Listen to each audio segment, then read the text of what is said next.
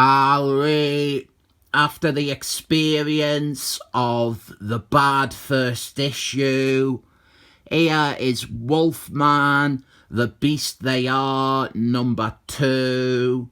A far better issue, and I hope that this one can win around Comic Gate's Creeper, who only liked the naked wrestling bit in the first issue. Also, he is obviously named after the most popular superhero of our times, the Creeper Jack Ryder. This is an issue that I bought when it came out. This isn't that copy though. I got it because it has Madman on the cover, and Madman, he is a Marky Mark bad guy from Captain America.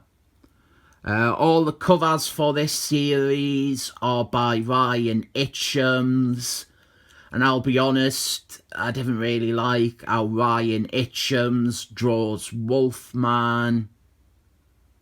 I never have. To quickly get out of the backstory, there is a bad guy called Contagious.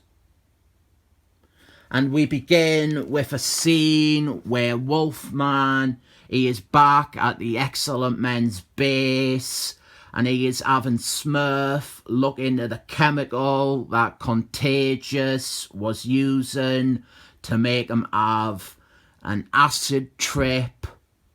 This was after he became an hairdresser though.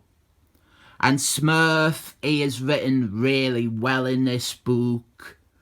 All the other Excellent Men who appear, they are written very well and faithfully. And this bit with the Smurf, this scene here, there is some nice character stuff going on with him and Wolfman. The Smurf is talking about how Wolfman is actually in more control of his animal side than he is in control of his. Really nice stuff. So Wolfman, he goes back to the nightclub to try to track down Contagious. And when I was uploading the review of part 1, I looked online and that issue got fucking slammed. It got a 1-star rating from IGN, and if you can get a 1-star rating from IGN, that is really saying something.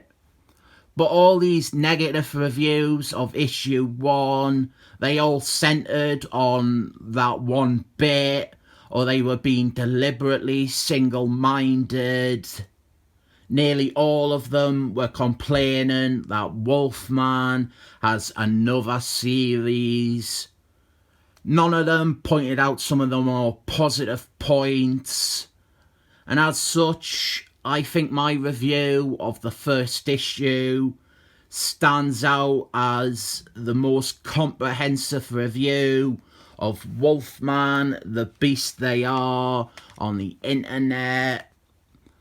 Anyway, Wolfman, he is attacked by Harry Styles with kitchen knives. So Wolfman, he cuts off his arms and legs, but Harry Styles is immortal, so it doesn't really affect him.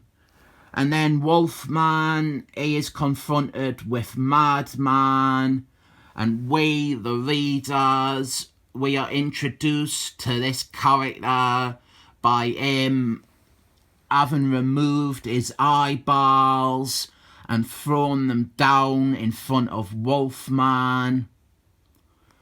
One of Madman's powers is that if you look into his eyeballs, you become a bit mesmerised, or you gone crazy, or whatever. So Wolfman, he's obviously stood there drooling after looking into them. And Madman, he puts his eyeballs back into his eye sockets. And then we have a double page splash. This is an insight into Wolfman's depressing mind. Also, one thing that is shit about this book is there is a lot of swearing, a lot of forced swearing, and it is always censored, and it would be embarrassing even if it was uncensored, but it's just more embarrassing that they censored it.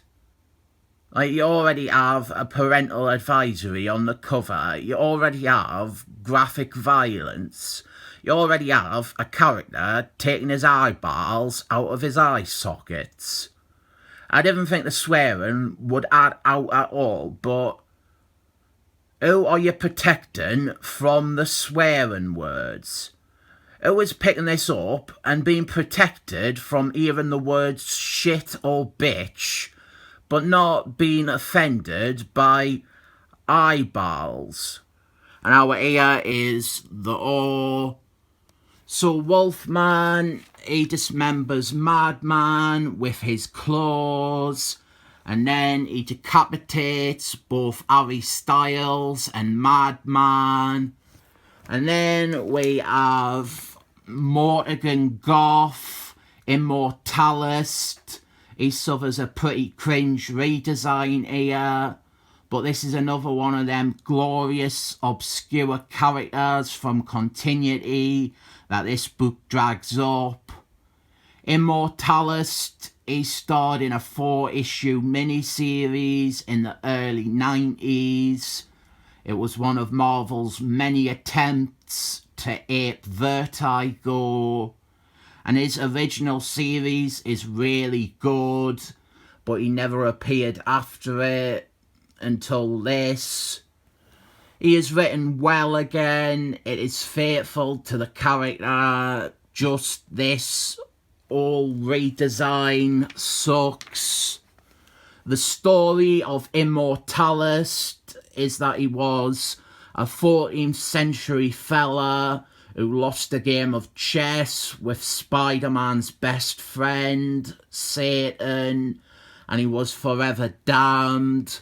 His soul is in hell, but he lives on forever without a soul. But whenever he does anything good or well-intentioned, his soul is tortured and he feels all the pain. I definitely recommend you check out the original Immortalist series. Interesting character. So Wolfman, he finds this kid who is being held captive with a bag on his head, like Freddy in Friday the 13th Part 2. And then he is confronted with 2 more of Contagious's goons. We saw these 2 last issue, Vic Slafter and Susan Side. And our issue ends with Wolfman impaling them both in the gut, while they use that attack as a means to hold Wolfman in place, to riddle him with bullets. And at this point, we are still in territory I would describe as quite tame. Issue 2 here is so much better than the debut, even if the majority of it is just over-the-top fights with dismemberment and decapitations. There is some little gems of character work in there.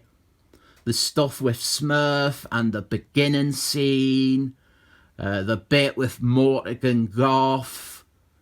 But at this point, it's getting to see Wolfman slice people up and it all being drawn really well. That is the main appeal here. After the next issue, we get into the more philosophical and insightful elements of all this violence porn. But for the time being, just enjoy the blood and guts. And now that there is some thought behind it eventually, I rate this 7 thumbs up.